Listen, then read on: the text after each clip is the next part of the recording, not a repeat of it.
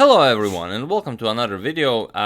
This game practically ended not so long ago, but you've been insisting on me showing it. It's from the World Junior Championship 2018. This is a game from round 10 that just ended, and it's a game between Iranian Grandmaster Parham Maghsoodloo and Russian International Master Maksim Vavulin. Parham is some 2650 rated, and Maksim is some 2550 rated. So there is a difference in like 100 rating points, which is quite a big deal. But it's a wonderful game. I'm sure you'll all enjoy it, as it's a really nice attacking game. And it's really interesting how the opening goes. We have knight to f3 on the first move, so the ready opening. We have c5, e4, d6, d4, we have knight to f6, knight c3, captures, and a6. So from knight f3, first move from ready opening, here we are in the Najdorf Sicilian. And okay, we have h3, one of the more popular responses against the Najdorf these days. e5, and the knight back to e2. Seems like a weird square for the knight, blocking your own queen and bishop, but White's plan is bishop to g5, queen d3, and castling queenside, so it all makes sense. h5, we have bishop to g5, bishop to e6, and now capturing on f6. Queen captures and the knight to d5. A very nice idea, using this giving away of the bishop pair to get this knight to a nice d5 square. Doesn't really make sense to capture it, because after queen captures, this already comes with an attack on the b7 pawn, and of course you can block this, but White has a very nice centralized queen on d5. So instead, queen back to d8 was played, and here we have queen to d3. Parham prepares the castle. We have g6, black prepares to develop the dark square bishop. We have queenside castle, and now comes bishop to h6 check. This is one of the moves in the game I don't really understand. I can't really find a reason for this check. Doesn't really make sense to give this check, because White will definitely want at some point to play king to b1. So, you know, this is basically giving White a free move. King goes to b1, and now the bishop doesn't seem all that nicely placed on h6. But okay. Knight to d7, we have queen to a3, now attacking the d6 pawn, knight to c5, the knight was going to c5 anyway, and also now the d6 pawn is protected, knight e to c3. We have castles, and now comes h4. You could push g4 immediately to start expansion on the king side and, you know, start a kingside attack, but then black can simply prevent the attack by pushing h4. So okay, after castles we have h4 first, now g4 is definitely coming, and now b5. b4 definitely a threat. Perhaps not right away, but perhaps even this pawn can be sacrificed. We have f3, now strengthening the center, and also now preparing g4. And here another move that doesn't seem to be all that necessary. Rook b8 preparing to push the pawns here seems like the reasonable way to continue this, but black actually pushes f5, and it seems to be too much opening of the king. But okay, bishop to e2, and now comes bishop back to g7. Here, black doesn't use this opportunity, because White could have captured on f5, and black doesn't use this opportunity to close up the game here. Now g4 will be met with f captures on g3 en passant. And it seems like the reasonable thing to do. But okay, bishop to e2, and now comes the bishop to g7. So now you can see the bishop returns to the square where the bishop is usually posted, and I still can't find the reason why bishop to h6 check was given. g4. f5 doesn't really stop White from playing g4, rather it encourages White to push g4.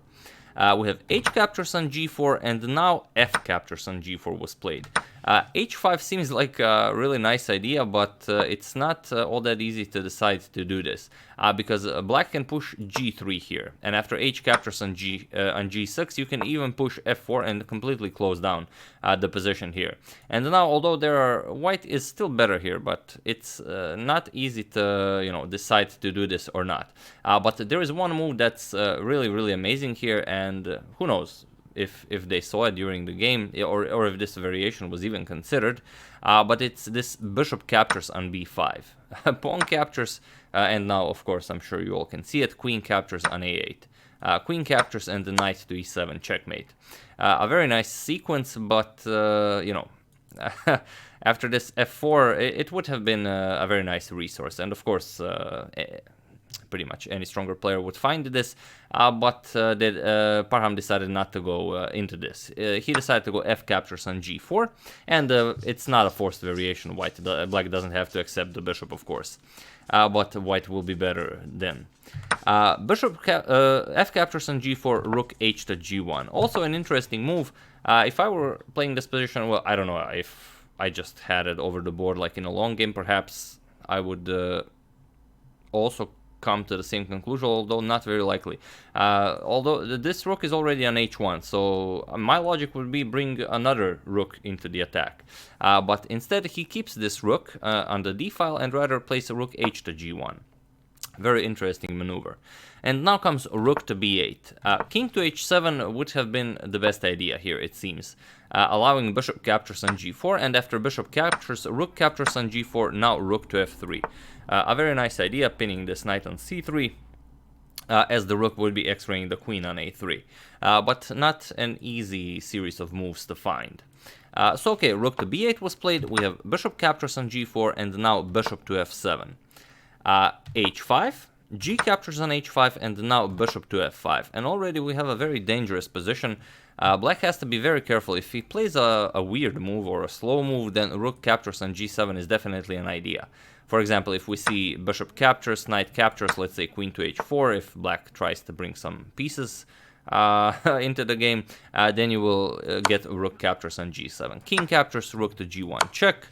And after king moves, now queen to e3. You threaten checkmate on h6, and after this is prevented, for example, rook here, you have to give up some material, captures, you get rook to g6, and it's game over. Queen has to move, and queen to h6 will finish the game. Or you can play something like queen to f8, but it doesn't really matter. Then queen to g5 is coming, and you can capture here, and again it's game over. So a very delicate position. King to h8 is played. Black first unpins and prepares to move the dark square bishop. Knight to e2, a very nice idea. Now the queen can come into the game, and now rook captures on g7 is definitely an idea. So here bishop to h6, not allowing it, of course. We have queen to h3, pressuring the h5 pawn. We have rook to g8, rook captures, queen captures, and now rook to g1, attacking the queen. We have queen to f8, and now what do you play here? Well, a reasonable idea would be something like bishop to g6, but again, it's a very hard move to find. For example, bishop captures, rook captures on g6, and now after knight captures on e4, you can't really capture here immediately. Because if you capture here immediately, you get queen to f1 check, knight blocks, and queen to c1, this will be checkmate for black. But after knight e4, you can simply play a3 or b3, and then white is winning. The queen will be able to capture on h5, and all will be well. But okay, after queen to f8, knight to g3 was played. No need to risk anything when white is simply better.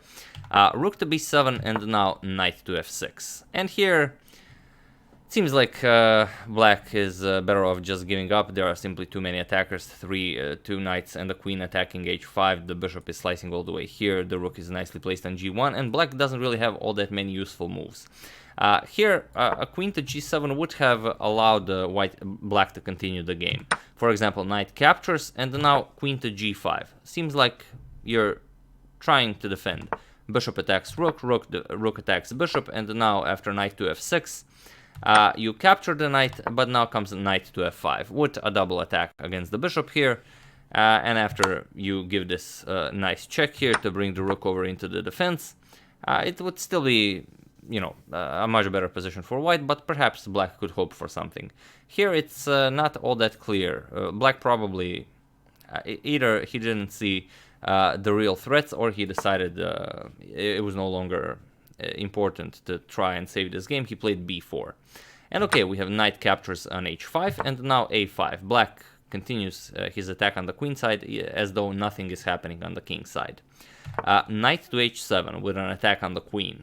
Bishop captures on a2, king captures, and the rook captures on h7. Bishop captures on h7, king captures, and now comes queen to g4. The threats are many. Simply checking here, and you have to try something.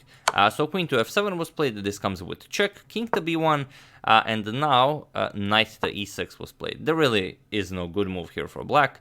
It's all over, but feel free to pause the video here and try to find a winning sequence of moves for white. So I'll give you a couple of seconds to decide whether we want to do it or not. Some of you said that I should just pause the video without saying I'll give you a couple of seconds. Well, you know this because you're already a subscriber on this channel, but for new viewers who visit this channel, perhaps they don't know how it works.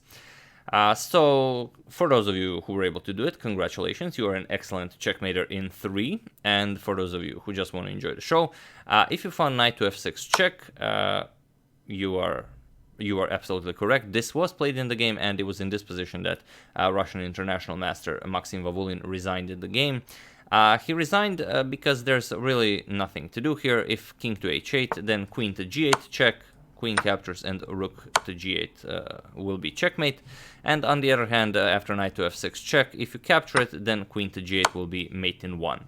But on the other hand, instead of this knight to f6 move, if you found queen to g8 immediately, I personally think this is much cooler, as it starts with a, well, it's only a temporary queen sacrifice, but I find it much cooler.